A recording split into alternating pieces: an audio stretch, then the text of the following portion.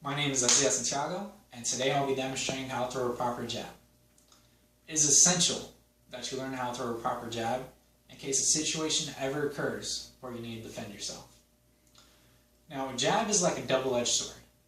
If thrown improperly, you can do more damage to yourself than you do to the other person.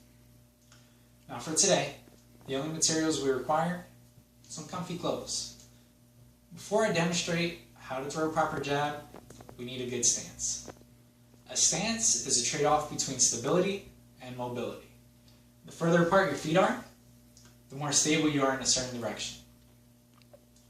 We're going to start with the lower half of our stance. So your feet should be shoulder width apart, one foot should leave the other foot. The weight should be on the balls of your feet, with your knees slightly bent. Your hips should be squared. That's the lower half of our stance. Now for the upper half, your back should be hunched, your arms should be at a 45-degree angle towards you, your elbows should be towards your stomach, your chin should be tucked, and you should be looking straight ahead. Now your hands should be eye level, not above your eyes to block your vision, but eye level, just above them. Now for your fist, hands should be closed, your thumb should be resting on the bottom of your hand.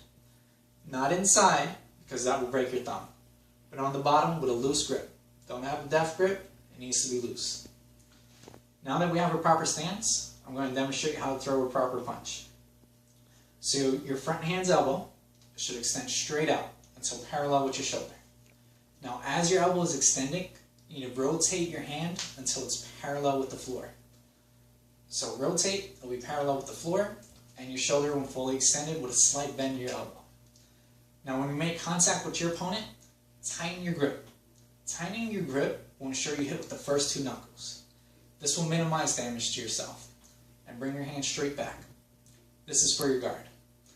Now, when you do hit your opponent, don't stop at them, go through them until you have that bend. And then bring your hand straight back for your guard.